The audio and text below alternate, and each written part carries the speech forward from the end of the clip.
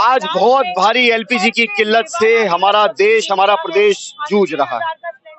20% से ज्यादा hotel industry, restaurant बंद हो चुके हैं।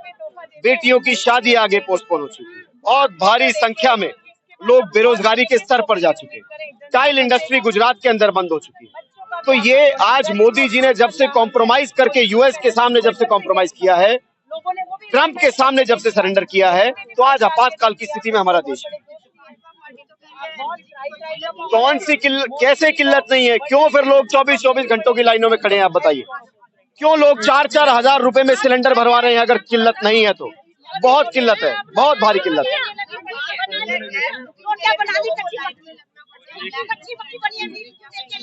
बहुत भारी काला बाजारी चल रही है।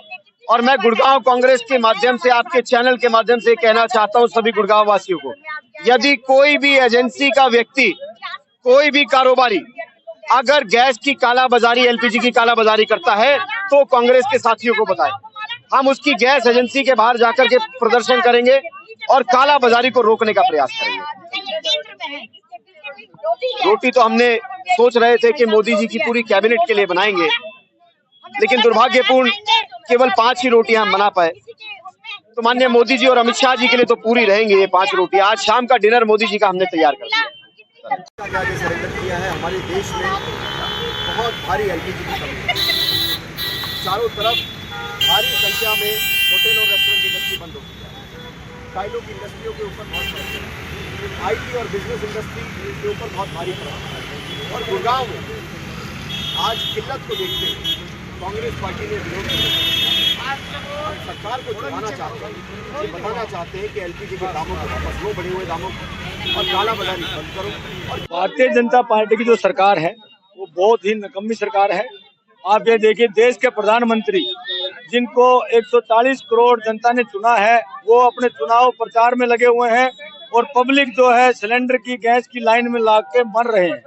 अभी 3 मृत्यु हो चुकी है लाइन में लग के। बहन बेटियां खाना नहीं बना पा रही, बच्चों को खाना नहीं मिल रहा टाइम से, होटल बंद हो रहे हैं, रेस्टोरेंट बंद हो रहे हैं। और जो पटड़ी पे जो हमारे गरीब भाई, जो हमारे भाई थे, वो सारे अपने, कोई भटूरे की रेडी लगा रहा था, कोई डोसा बेच रहा था, उनके कारोबार बंद हो गए। तो भारतीय जनता पार्टी के लोगों को कोई इन चीज से लेना देना नहीं है। और जब 350 रुपए का सिलेंडर मिलता था कांग्रेस पार्टी की सरकार में, जब तो स्मृति ईरानी जी भी रोड पे आके सिलेंडर पे लेके बैठती थी। आज 4000 रुपए का सिलेंडर मिल रहा है और 350 रुपए किलो गैस मिल रही है। तो भारतीय जनता पार्टी के लोग आज कहाँ सो गए? नहीं, मेरे हिसाब से तो कंट्रोल कर नहीं पाएंगे। अभी इन्होंने बोला था कि जी हम श्री राम को लेके आए हैं, इनके कहने से तो तेल भी नहीं आ रहा, गैस भी नहीं आ रही, तो ये भगवान को कैसे ला सकते? ये झूठे लोग हैं और झूठी बातें करते हैं। तो किल्लत नहीं है तो आप मेरे को दिला दो, मेरे घर पे सिलेंडर नहीं है, मैंने कल हीटर से खाना मंगवाया है। तो किल्लत तो पूरे देश में आपको भी दिख रही है जी, मेरे से ज्यादा तो आप लोग जानते हैं। सोशल मीडिया पे भी आप देख रहे होंगे, 3 लोगों की मृत्यु होगी लाइन में लगने के बाद। और उसके बाद भारतीय जनता पार्टी तो झूठी पार्टी है, वो हमेशा नहीं, किल्लत है, पूरे देश में किल्लत है। आप सोशल मीडिया पे आप नहीं देख रहे हैं क्या? न्यूज में आप देख रहे होंगे, सारे रेस्टोरेंट बंद हो रहे हैं, होटल बंद हो रहे हैं। वो क्यों बंद हो रहे हैं? किल्लत नहीं है तो फिर क्या कारण है? नहीं, युद्ध का कारण है तो फिर आपकी विदेश नीति फेल है। भाई मैं मान लेता हूँ आपकी युद्ध का कारण है, तो विदेश नीति क्या है फिर आपकी?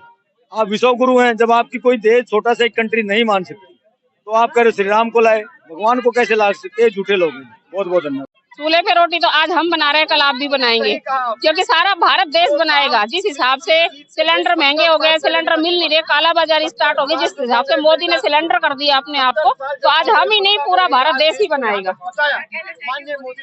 मोदी जी से यही कहना चाहेंगे कि मोदी जी, आपको जनता ने यहाँ तक पीएम बनाया है, तो अब आपसे देश नहीं संभल रहा है तो इस्तीफा दे कर जनता को खुशहाल बनाए। और बहुत है जो इस देश के काबिल नेता हैं वो आगे आएंगे, तुम सीट छोड़ो। किल्लत बहुत ज्यादा है, बहुत दिक्कत आ रही है लोगों को। जो गरीब है उसको बेचारे को, वो हमेशा सबसे पहले फंसा। कोविड के टाइम पे वो फंसा, डीमोनेटाइजेशन के टाइम पे वो फंसा, अब फिर वो बेचारा वो फंसा हुआ है। चूल्हा जो है अगर ब्लैक में मिल रहा है इन लोगों को 5-5, 6-6 हजार में, अब वो हमारे घर जो काम वाली है वो हमारे घर आके काम करेंगी, अपने बेचारे चूल्हों के लिए लाइन लगाएंगी। तो सारी दिक्कत ये है। और हमेशा गरीब को क्यों मार पड़ती है? अमीर तो अपना टैक्स भी माफ करा लेता है, यहाँ से भाग के किसी और कंट्री में भी चला जाता है, उनके ऊपर कुछ नहीं होता। एक गरीब को हमेशा ही फंसना पड़ता है। नोटबंदी देख ली, अब क्या लगता है? नोटबंदी देख ली, कोविड में हमने देख लिया क्या हालत हुई है लोगों की। अब क्या लगता है चूल्हे में रोटी बनाने की नौबत आ गई है?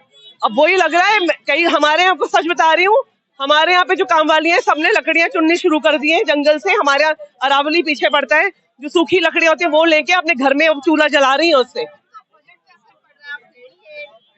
बजट पे तो बहुत असर पड़ रहा है, हर चीज महंगी हो गई है। सिर्फ गैस सिलेंडर की बात नहीं है ना, अगर आप साथ में देखो सब्जियां महंगी हो गई, दालें महंगी हो गई, सब कुछ ही महंगा होता जा रहा है। और आग, वैसे हम बोलते हैं चूल्हा नहीं जलना चाहिए, लकड़ियां नहीं जलानी चाहिए, क्योंकि लकड़ी से पॉल्यूशन होता है, इलीगल है वो काम। पर आज सारा हिंदुस्तान मजबूर है कि वो चूल्हा ही जलाने के लकड़ियों से। ये किसने हमारी हालत की है?